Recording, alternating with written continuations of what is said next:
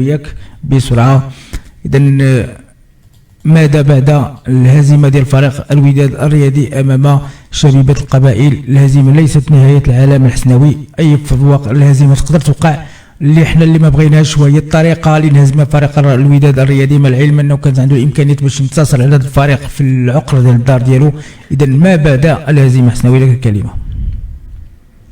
شوف السي مصطفى، انت قلتي واحد المساله، بالنسبه للهزيمه هي وارده في كره القدم وامر عادي جدا. وراه اليوم الاهلي كانت انهزمت امام الهلال السوداني ب1-0 وضيعت الهلال ضربه جزاء. راه السنه الماضيه فريق الوداد الرياضي في دور المجموعات انهزم امام بيترو، يعني وكان واحد يعني النقاش كبير حول المستوى ديال الفريق الى غير ذلك. ولكن راه اللي كيخلع دابا في الوداد مصطفى ماشي هو قضيه النتيجه، راه تقدر تنهزم وترجع تنتصر، داكشي ماشي مشكل. ولكن مصطفى اللي مخيف بالنسبه لفريق الوداد الرياضي هو الاداء. راه الا شاهدتي يا مصطفى بعض اللقاءات الوداد دفاعيا ما عندهاش مشكل، ولكن هجوميا كاينه معاناه كبيره وكبيره جدا. الفريق راه ما كيخلقش واحد العدد كبير من المحاولات، راه بسبب بان امام المغرب الرياضي الفاسي راه انتصار بصعوبه بالغه.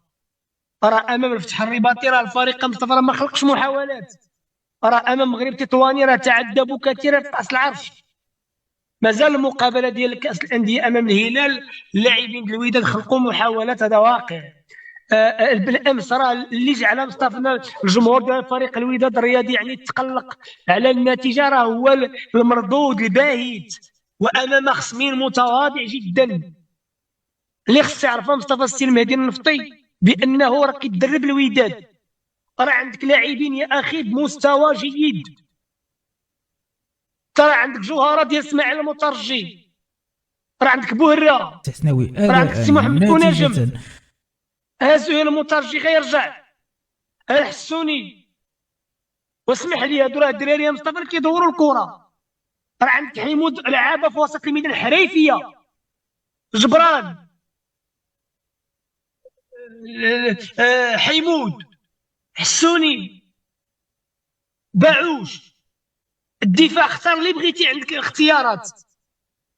الاشاره للجعديه مصطفى بطبيعه الحال يعني عنده واحد الاصابه على مستوى الكاحل ديالو، ومازال غادي يخضع لفرص اضافيه ويقدر يغيب لواحد الشهر على الميادين. اليوم البعثات الوداد حلت ارض الوطن، فهمتي؟ يعني من طرف غادي يكون اجتماع. الناس كيسولوني على المستقبل ديال المهدي النفطي. المهدي النفطي مصطفى لحدود اللحظه الصوره ديالو غامضه، واللي بلغني بالامس ورا المقابله من بعد كاع مساله اللقاء وهذه انه يا مصطفى كان في واحد الحاله هستيريه كبيره جدا. وهنالك من يشير الان الى ان سعيد الناصر رئيس فريق الوداد باشر اتصالاته مع بعض المدربين لخلافه النفطي. الخبر ننتظر التاكد ديالو، لان انت مدرب مصطفى كتشد فرقه، عندك مصطفى الوسائل، عندك لعابه، ما يمكنش تقول لي عندك ظروف مريحه، راه كتمشي في طائره خاصه وما يمكنش. النوعيه ديال اللعابه اللي بغيتيهم كاينين، انت كتمشي في ظروف مواتيه للتنقل وممكن على الاقل لعب الكره. لعب الكره راه عندك باش تلعب الكره يا اخي. راه انديه عندهم تركيبه بشريه اقل منك راه كتدور الكره. راه التوارق هذه السنه مع ما شاء الله مع السكتيوي راه تمتع. ما تقوليش اللعابه اللي بتاع التوارق افضل بكثير من لعابه الوداد، ما تقوليش اللعابه اللي عند السيده كيلعبوا افضل من لعابه الوداد، راه ما يمكنش. عندك باش تلعب الكره اذا مصطفى مدرب باليه هو كيلعب بواحد النهج دفاعي مبالغ فيه، والوداد ماشي ديال هذيك الفلسفه الكرويه، والوداد عندها الاليات باش تنتصر وباش تلعب كره جميله وباش تدافع على اللقب ديالها. بس حسناوي انا بان ليا وتبين، حيت دابا المدرب كنا كنقولوا دائما المدرب ما خصوش يكون هو كبش فداء، وغنقولوا حيت دابا الوداد ما كينقصوهاش لاعبين. تبين في المباراه ديال الامس، وهذه مباراه اللي مصغره من المباريات اللي لعبها فريق ديال الوداد المباراه اللي قبل، بان المدرب هو الحلقه الاضعف اخي. وباش غادي باش تقدر ربما تقول شمته ويبقى فيك الحال، هذيك ردة الفعل ديال الوداد في 5 دقائق بحال هزيتي فريق وحطيتي فريق. علاش؟ انت كمدرب، وهذا راه كما قلت الحسناوي هذا راه فريق ديال الوداد، راه دربوا مدربين كبار، دربوا يوري، دربوا توشاك اللي تبارك الله اللي درب ريال مدريد، الركراكي مدرب ديال المنتخب الوطني، وكان عنده نفس اللاعبين.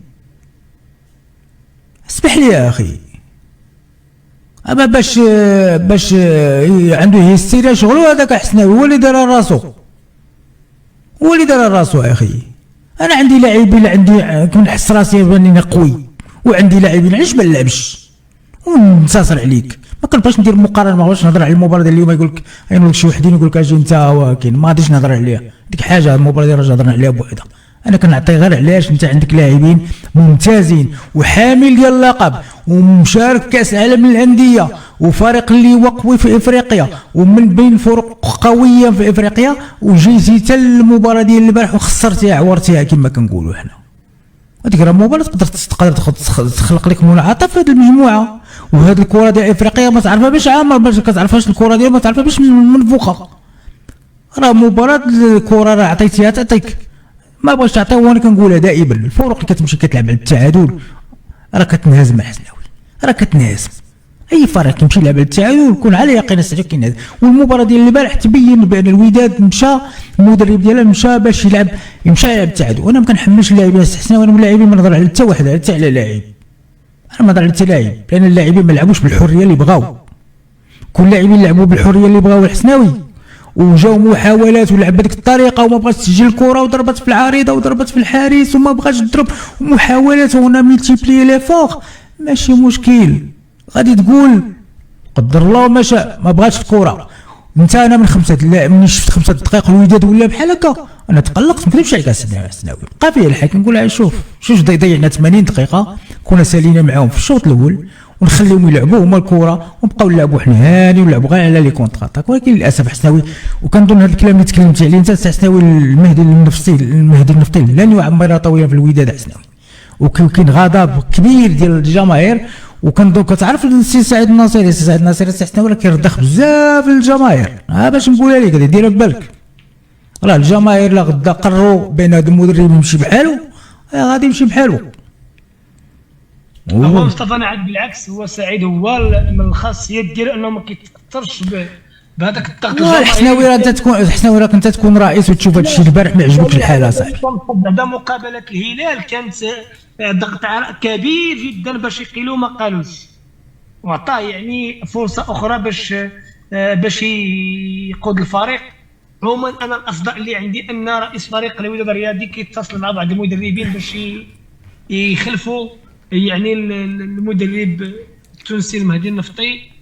نتمنوا التوفيق لفريق الوداد الرياضي. هزيمه ماشي نهايه العالم مصطفى، عادي جدا، ولكن بالنسبه للمدرب بان بان الفلسفه الكرويه ديالو لا تناسب طموحات واحلام فريق الوداد الرياضي.